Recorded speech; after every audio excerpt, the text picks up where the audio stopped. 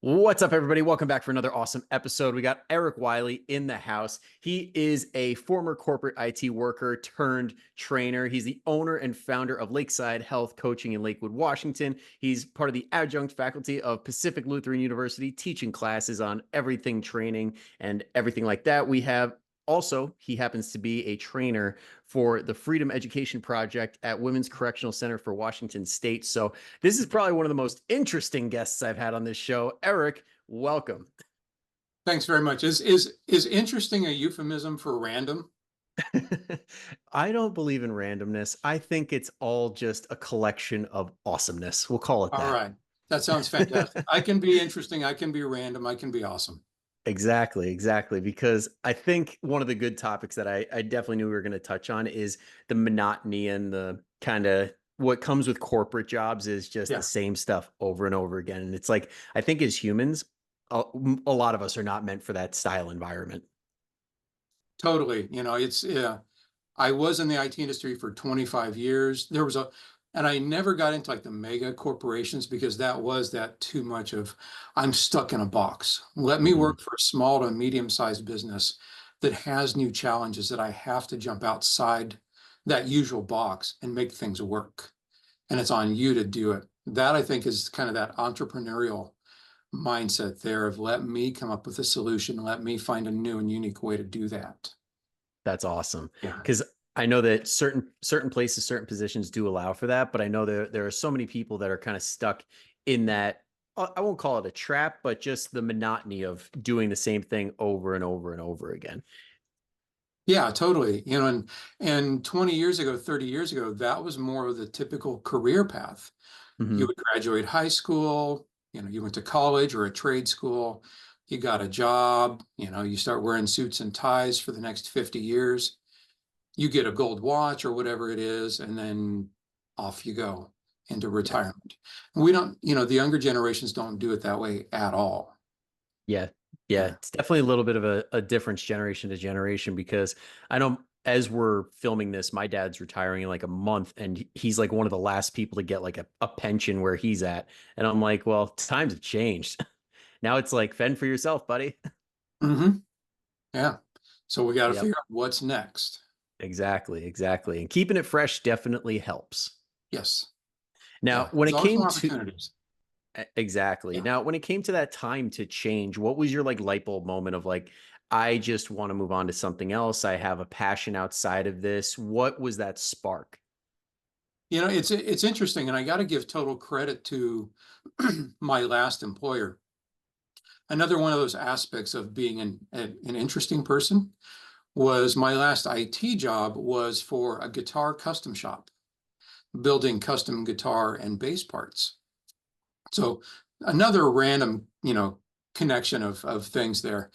But the owner was very, very passionate, an absolute genius. And realizing when I would come up with business ideas or something, they'd get shot down really quickly, but not because he was trying to be mean or disrespectful or anything. But having owned the business for nearly 40 years, he'd already been through a lot of that stuff. And what I thought was a new idea had already been around the block for so many times. And I felt like I was kind of going into a direction of, well, this is kind of my vision for the company, but here's his vision. And he was always strong on telling you to, stand on your principles and, go do, don't be afraid to blaze a new trail. And that really stuck with me of, okay, well, if I'm going to be that man of integrity that you were always challenging us to be, I have to leave the company. Not for any bad reason or anything like that, but that is, you've challenged me to do this, and it's time for me to do that. And I'm still friends with his family and everything.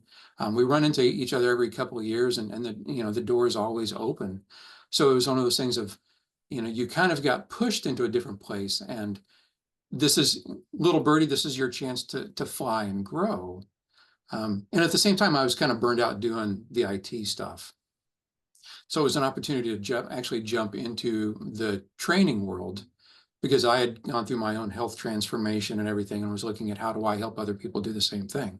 So it's kind of a mix of all of that, of it's time for you to grow and do something different and be a man of integrity and do what you know you need to do next. It's like, okay, I got to give them, the Warmoth family a lot of credit for that. Yeah. And I think that's a sign of such a good employer when they understand where their employees are in their journey and if it's even right for them at that moment. Because I know there are some companies out there that try to hold on for dear life because they don't want to train somebody else. Yeah, But I mean, at the end of the day, people like start off thinking this is the job for me, and then they evolve and grow. And it's like, what do we do from this point? And yeah, sometimes it's not staying. yeah, absolutely. Yeah. And that was really his mindset of providing opportunities for people within the confines of a for-profit business. And that was Mhm. always really impressive. Yeah. That's a skill that I know a lot of bosses do not have. So No, that's impressive. yeah, And I like how you brought up principles because I think when a lot of people run into issues, it's when they're in conflict with their principles and with their values and their goals. What are some things that you put down or that you formulated in your head? You're like, these are my non-negotiables. These are what I'm going to stand on. yeah.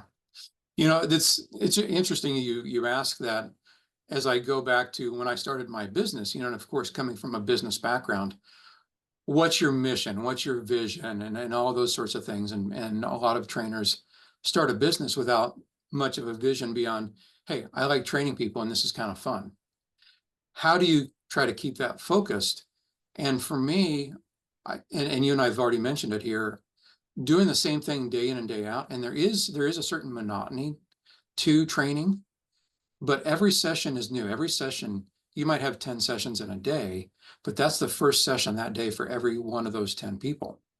And that's why we keep the music the same because it's everybody's first or second session. It's the first and second session.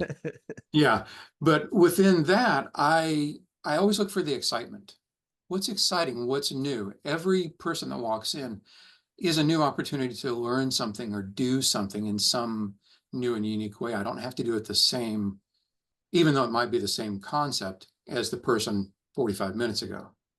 So just building on the excitement, building on education. How are we always getting better at something, striving for that. And every day is a new opportunity. And that's one of the things I've always looked at it is it's not a problem to be solved. It's an opportunity to show, like your clients, your world-class customer service or your world-class caring. Not a problem, but an opportunity. Yeah. I like how you put that because I know many times, especially as a young trainer, I got caught up in the trap of like trying to say something different all the time where it kind of got out of bounds. And it's like, well, that's actually not even accurate. I'm just trying to say something that was different than last time. But the true masters of this understand that you're just putting on different bows on the same package and you're trying to pick the right bow for the right person. Right. Yeah. And understanding everybody learns a little bit differently. Everybody's in a different place. So we can't expect everyone to accept and learn in the same way. There are different patterns. And the more you understand how to present things and more you understand how people might receive things differently than even the person sitting next to them, you can frame everything in those patterns. Definitely. And I know you have a lot of experience with that, not only with your own business, but being at like teaching college courses and teaching the inmates. Now, I wanted to touch on this topic because I thought it was pretty interesting and we almost got ahead of ourselves before the That's record button okay. was hit. But when it comes to finding the right way to present in front of college students versus inmates, what are some similarities and some differences in how you present it and how you get them to grasp what you're talking about? There are a lot of similarities, and yeah, and there are differences as well. Really, number one is trying to meet the individual where they are. It's a little bit of a challenge in a classroom at the university when you've got 35 different students. The class I teach is a general health ed course, and it's a graduation requirement for all students. So I end up seeing all grade levels, all majors. It might be, the captain of the football team. It might be a business major. It might be a gender studies major, music major, all of that in there. And quite a few of them, that's probably the only time they're ever going to want to set foot in a gym, only because They have to do that to graduate. Hmm. Similar but different in the women's penitentiary, they have to be on their best behavior. It's a competitive program to get into where they can initially earn an associate's degree through one of the local community colleges, and then now in some of the program expansions, earn a bachelor's of general studies through a different university. So they have to want to be there. But at the same time, they don't always want to do all the things, just like anybody doesn't want to do necessarily the things that are good for them. And learning how to balance that and connect with the students, no matter what location they're in, where they're at, and not necessarily tell them what to do. I don't make you change. You don't make your clients change. We create environments that are conducive for them to want to change or see that pathway forward in making their own change that they choose. Love that. I know so many people get caught up in how do I make somebody do this? How do I Yeah, make them? And it's really, you just got to present the best opportunity for them to better themselves. exactly. One of the ways I heard it phrased to me early on was it was a mental performance coach was talking about how he's really the pool boy at the best pool party in the world. I'm just creating that environment for you to come in and enjoy and connect and consume and then do something with that. So if we're really looking at it as we're kind of the host of the party, come on in, the door's wide open, the water's warm, the beer's cold. Let's have a great time and make that a great learning experience. Yeah. And all you have to do is show up and participate. That's it. Because I One think step in that's front. another, yeah, I think that's another thing that's a very common trait in training too. I bet you see it in your facility all the time. I know I see it online where you put all the pieces in front of people and you're like, all right, just all you have to do is show up and participate. And Mhm. sometimes they do, and sometimes they do not.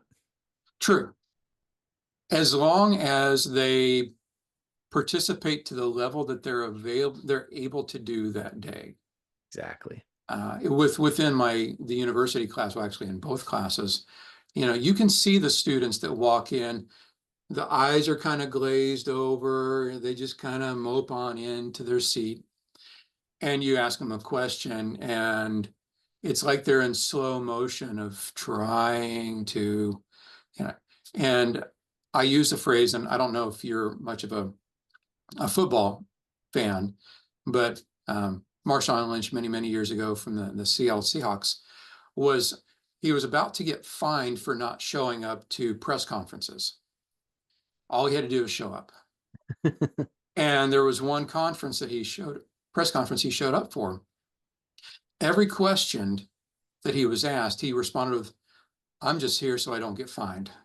One of the most iconic moments in sports history. Absolutely. So we use that phrase in class. If you are totally not willing or able or in a mental space where you want to participate in a conversation, but you are here and you're present, it's always okay to say, "I'm just here so I don't get fined." Everybody in the class knows, okay, you made it to class. That's your win for the day. No questions, no judgment. You're here. Cool. You made it. And that gives them a bit of a pass to not be pulled or pushed to where you can create that resistance to the class. Come on in and simply be part of it. Yep. And that's how you said, getting back to meeting people where they're at. And I think a lot of people, this is why they benefit so much from having a professional in their corner, because many, many times people get caught up in the trap of saying, if I can't give my 10 out of 10, then I'm just not going to do anything. Absolutely. So if somebody were in that mindset, what would be something you would tell them to try and shift the mindset so that way they can start seeing the results instead of just quitting? Yeah. In both classes, I really reframe it in more of a stoplight mentality, or you've probably talked about RPE mentality, or rate of perceived exertion, or reps in reserve. So instead of giving somebody a specific, you have to do 3 or 4 sets of 10 reps of this weight, because we know, like you just said, not everybody is the same strength or power every day. And if you always want to give a 10 out of 10, if you come in someday, you've had a terrible night's sleep, you're dehydrated, the world is on fire around you, and you try to do that, you're going to feel like you failed that 10 out of 10 mindset. But if your programming is set up to where I want you to come in today and I want you to do and record 3 or 4 sets of whatever, of 10 reps or whatever, but I want you to set your weight that gets you a 7, 8, or a 9 rate of perceived exertion, or I want you to go ahead and do this, but I want you to leave 3 reps left in the tank.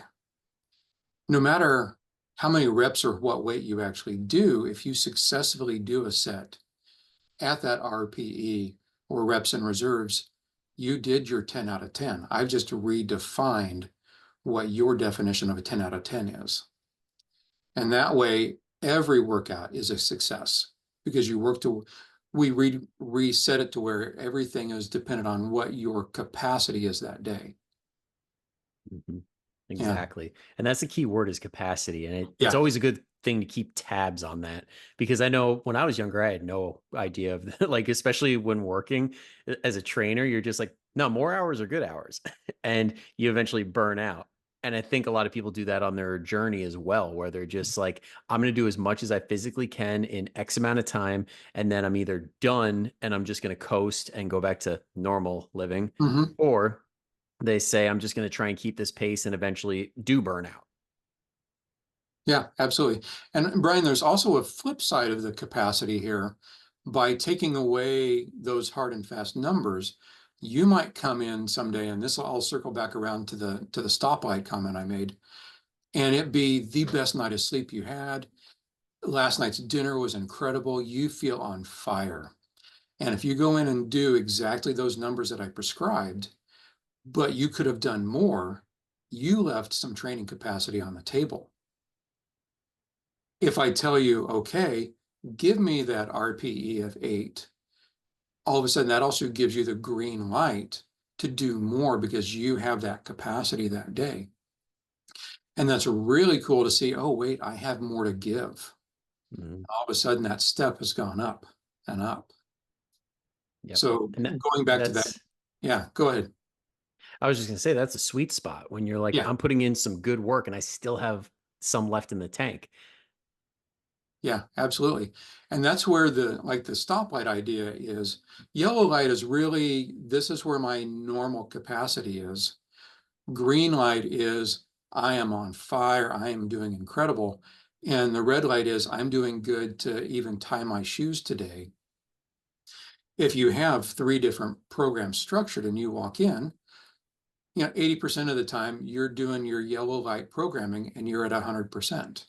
If it's a really good day, bump on up to the green, or if it's a really bad day, drop down to the red. And again, no matter what, you succeeded and you built on success every single time. Yep. I love that, because then that's momentum right there when you're Yeah. building on success over and over and over again. And Yeah. that momentum is what keeps you going more than motivation, right? Mhm. Yeah, Yeah. because we find the motivation comes after the momentum and after the action. Exactly, Yeah. because I think anybody who ever had Snapchat for the younger generation, or like for the older generation, like playing Candy Crush or any of these games where you're on a roll and you have a streak going, you don't want to break that No. streak. You're like, I've kept this going for so long. I just got to keep going. Yeah, absolutely. Yeah. And I know one of the big things I wanted to touch on with you was like the whole sustaining change, because I know you went from being overworked and very, very Mhm. busy and just a million things going on. And then you competed in a bodybuilding show and went absolutely shredded to the gills and looked incredible. And then not only that, you took it to the place of, okay, I'm going to maintain this lifelong fitness. Like, that's not an easy journey. So, like, can you take us from the beginning of like what started that and what brought you through it and kept the change? Sure. Going back, and it's been, I think, 12 years now. I've been in the fitness industry for 11. And I'd started, no, say 12 or 13 years, and realizing I couldn't mow the yard without having to go lay down afterwards because my back hurt so bad. Not being able to keep up with a growing son and being worried that I wouldn't be around for him. There were a lot of fits and starts. I knew my way around the gym pretty well, but I could go, and I could go pick up a piece of something heavy once or twice, and then I was kind of done. And there was a lot of spinning my wheels until I did get a trainer. The trainers, they in general knew what they were doing. And my whole life I've read Muscle and Fitness and Flex and all of those things. They didn't do anything super magical, but they were the accountability and the consistency to push me when I didn't feel like being pushed. And I think that was the real spark of the engine going. And as I was losing weight and everything, and finally deciding it's time to make that change. I'm done with the IT world. I know the IT world. I'm from the IT world. There's a lot more business people that need help, and I can relate to them. Here you can come and you can do squats, and I can give you a SWOT analysis of your marketing while we're talking. So good options there. It took a long time to really get into the groove of the nutrition side. That took a lot more work, and it took not hiding things from myself. It's one of those things we're really good as parents.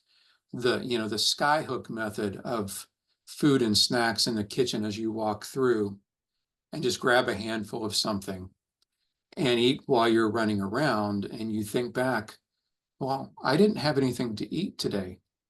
Yeah, you did. You had 10 different handfuls of stuff going back and forth. And acknowledging that and realizing what my behavior was, that helped me dial it down. I got into training. I always wanted to look better for, my clients, because as a trainer, you have that imposter syndrome. If I don't look as super good, why are they going to want to hire me? But you don't hire me for my looks. You hire me for my skills, really. But that kept me going. And a place that I worked at the time was always challenging us to do something different, which I decided, okay, let me try a bodybuilding contest. I was 48 at the time, got down to 7.5% body fat, did a drug-free amateur contest, found that was probably the least healthy I was for a long time, because there was so much disordered eating and limitations on social activities, not going out with the family and eating, or restricting holidays and those things. So did that, proved to myself that yes, I can put on a bikini, I can shave everything, get tanned up, and stand up in front of the Jumbotron and see myself on a 40-foot tall screen, which is mind-blowingly scary. I think I stopped in the middle of my posing routine and just looked up. You're just like, oh shit. Yeah, basically. And that was enough. I've gained about 15 pounds back, but I've stayed pretty close to that. But I mean, that's honestly, if anybody here has never competed before, 15 to 20 is usually what you need to be floating at normally throughout the entire Yeah, year. And then when it's prep time, you drop it in like what, 8 to 12 weeks. yeah, 12 weeks. But I don't have, and at that low body fat, I was constantly cold because I had no body fat. Everything, sitting on anything, because your butt is fat. So even a wooden chair or a plastic chair hurt my butt. Those are the Yep. things you don't think about. It's funny you brought up the cold thing, because my boss at the time actually yelled at me when I was doing my bodybuilding show. I just wouldn't shut up. Like, is anybody else cold? Like, do I have to turn the AC down or off? And he's like, if you say you're cold one more time. Yeah, yeah. And a lot of respect for the people that shave on a regular basis. Now that I get that a little Oh my better. God. That was Such enough. a higher level of respect for the ladies that keep the legs like shaved. Oh Mhm. my God. Talk about angles with your knees and your ankles. My God. Yeah, absolutely. That was enough. I don't need to this might be TMI, but since No you've such been thing there, on this show. totally, standing there getting the competition tan in a tent in a ballroom with being butt naked and some stranger is airbrushing you while other competitors are walking past you and you're I'm just going to keep facing this way. If I can't see you, you can't see me. Yep. Okay, done it once. Don't really need to do that again. Yeah, But because that's a proof you I went can. you went bodybuilder level, which for anybody who's unaware of the different categories, bodybuilder is banana hammock level, and then Yes. when you're men's physique, which is like what I did, you get Yeah. a swimsuit. But Yes. I mean, competitors are kind of like actors. If anybody listening has been in theater where you're doing changes for clothes and you're like basically nude and nobody cares, that's kind of Mhm. the same vibe. Yes. And I will share a funny story real quick because we've already gone down this rabbit hole. We might as well go a little bit further. Let's Uh, go. for just understanding, yes, you are wearing a banana hammock and you don't want that thing to move on you. So there's adhesive. This is a whole new experience as well. I realized right before the show, I felt like things were moving around a little more than in the morning, and I was a little worried. And so a friend of mine had a coach. I went on without a coach, so I did it all by myself. And asked her coach, "Hey, can you do some of that? It's kind of like a super glue stick. Can you help me with this?" "Oh, sure, turn around." And she just yanks the bikini off to the side and is like rubbing this stuff all over and slaps the bikini right back on. It is not moving at all. And okay, I feel confident now. Getting done with the show, and you've experienced this as well with the competition tan, it washes off. Well, depends how you do it. That can Yeah. last a while. Yeah, and I got in the hotel shower, and all of a sudden the hotel shower wall and curtains and everything is totally brown. And I'm having an absolute freak out of I'm going to be fined for staining the walls and everything, but it washed off. And they say get your own towels as well, so you don't stain the hotel room's towels. I get my towel and I kind of clean off and everything, and it's like, I still feel kind of sticky. And I come out of the bathroom, and my wife starts laughing hysterically. I mean, she's in tears, literally on the floor. What is this? Well, I didn't wash the adhesive off. And so as I was drying myself off, the adhesive was pulling parts of the towel off. And I had now basically a little, Eric Cottontail fuzz all over my bottom that was there for a few days. So That's pretty good. word to the wise, should you ever choose to do a competition, you need to find the adhesive remover and use that stuff. Or you will Yes, be, little Brian Cottontail. exactly. Exactly. I know when I was competing, the go-to was, what was it, like lemon and it was like lemon water and Dove dish soap or something, and it was like shoo, gone. Hmm. But there was always like little patches on the thighs and the Yeah. calves and the butt where you're just, no matter how hard you scrub, it's not coming off. And not having a coach, I didn't know who to ask. Nobody Yep. thought to tell me about it. So I've learned now. Yeah. Yeah. And in all honesty, that situation where the coach helped you out, no problem at all. Similar situation with mine because I had an online coach at the time who obviously wasn't going to be there in person, but I had buddies helping me out. And the community aspect of something Yeah. like bodybuilding is incredible. And I love talking about the community aspect because I think that's the thing that a lot of people don't understand really. Like, why do people do stuff? Like, why do they keep doing this or showing up? And community makes such a big difference. Have you noticed that at your facility when it comes to the people that are the regulars? Yeah, absolutely. I mean, and the community is so important. And I will say, even though I've only done that one contest, and that was 6 years ago, there's two guys I met there that I still talk to every other month or so. We check in on each other. So that's cool that you're in a competition, but you're now still supporting each other over Mhm. the years, and that's fantastic. Yeah, And because it's in the judge's hands. You really yeah, can't like situations like that, especially you can cheer each other on because you're like, I don't know what the score is going to be. Let's just be yeah, our best and see what happens. yeah, absolutely, 100%. Yeah. And at my facility here, there is community. Most of my clients have been with me for a long time.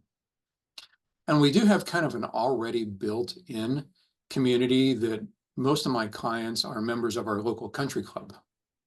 So there's always activities going on that they're sharing with each other. I'm a member there as well. So, and it's good food, and it's on a lake and everything. It's fantastic. Why not? I mean, why not? That sounds ideal. You get fit, you get food, you get people. Like, Yeah, what more can you ask for? yeah. And it's hilarious to have somebody when you're there having dinner, and you can feel eyes on you, and you look over your shoulder and there's one of your clients just kind of, hey, what are you having for dinner? Or likewise, you walk in, you see a client, hey man, what are you eating? And I, shut up, go away. Shut up. You didn't see this. You didn't see this.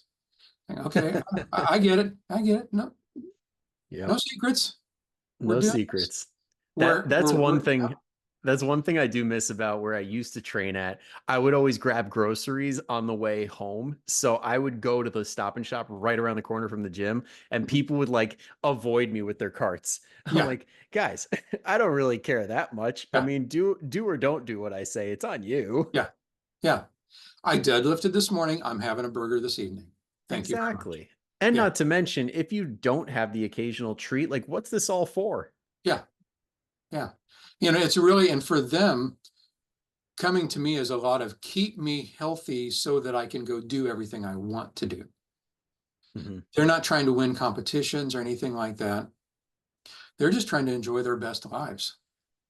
And that's a good investment on their part, is to have somebody arrange and handle and organize all that for them so that they can continue focusing on the things they really want to focus on. Yep. Yeah. Okay. Win, win, win. We've got it.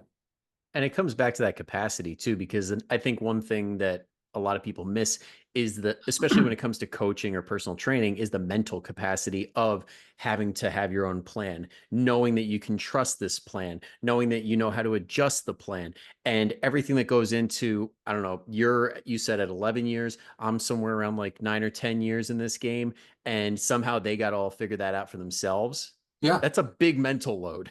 it is. It is. Yeah. And I don't know about you, but I still have somebody handle my programming. I don't want Yeah, to have to well, think about my ego it. is such a bitch sometimes, but I dabble in other people's programs. Like I'll run them for a month or two and then Uh, make my own version of it. And I love doing that because it like kind of helps you learn a little bit more. yeah. But it would be nice to have somebody that I'm just like, I trust you 110%, take it. But nutrition is definitely going to be one of those things, at least for me in the future, like with things coming up, like when it comes like wedding time, I'm 100% hiring a coach. Yeah. Yeah. Yeah. That is a big, like you say, it's a big stress relief, that capacity, because we have so many other things on our mental and emotional plates. We have confidence in someone else. You take care of this. I know it's going. Okay, so I am not gonna lie. I'm not even gonna bother editing that nicely. We just completely crapped out. Like I am sorry, everybody listening. My computer just decided, hey, we're gonna throw an update in. Don't care if you're talking right now. So this is where the official Patreon starts. Try and help me raise money for a new freaking computer. No, just kidding. So Eric was talking about like basically getting to the point where everything's sustainable, or where were we? I'm so We flustered. kind of, yeah, we're weaving, we're on a path, but yeah, we kind of went down the benefits of a coach path. Yes. Okay, that's where Take we were. something off your plate. Yeah. Yes. And really, and I know you do some of this as well professionally, of what are the things that I make money on, or what are the things that I do really well? What are the things that I suck at doing, or I know I can do, but I really don't want to do? Can I offload those to someone else that's better at it? Yep. And Yeah, us as entrepreneurs are good at, or I mean, I can't say across the board, but a lot of us get good at figuring out what am I not good at? And I have the option here. I could still suck and still struggle, or I can outsource. right. Exactly. And there's always going to be a kind of a pivot time of, it might cost me more now than it's saving me. But if it gives me the opportunity to grow more, taking that step back to open a door that we can step through even bigger, which is a tough thing to acknowledge and realize. it's going to get worse for a little bit before it gets better, but it can get a whole lot better, then that opens up a lot of opportunities of doing things differently. Yeah. It's very similar to something like sprint mechanics, for example. People don't realize that a lot of people, a lot of the fastest people in the world, whether they're NBA athletes or NFL, like they take one tiny step backwards and then they gun it. And they're faster that way than if they just took one step forward. Yeah. So that brief step back, that brief hit to the wallet can set you up for a sprint towards your best body, towards optimal health, towards Mhm. feeling amazing. Yeah, absolutely. And for me, with that kind of that step backwards or getting to the sustainability part and recognizing what can I offload? I have, my master's in kinesiology. I have multiple, nutrition certifications and all that. I can do all my programming. I can do all my nutrition, but I also pay for an app that I just take a picture of my food every day, and it'll actually come back, and I think is hilarious, and go, you could improve this by not eating it very often. I like that honesty. That's such a politically correct way of saying, yeah, don't eat that. Yeah, yeah. So yes, and so just that sort of stuff, and it gives me a daily checklist. So when I open my phone in the morning, how did I sleep last night? Kind of a quick mental check. Where are you this morning? Let's review how you did yesterday. What do you need to work on today? Giving me all those feedback things. That's something I don't have to track. It's something I don't have to think about. And it's something that just cues me to keep doing the right things. Yep. So for me, that sustainability has really been, again, outsourcing.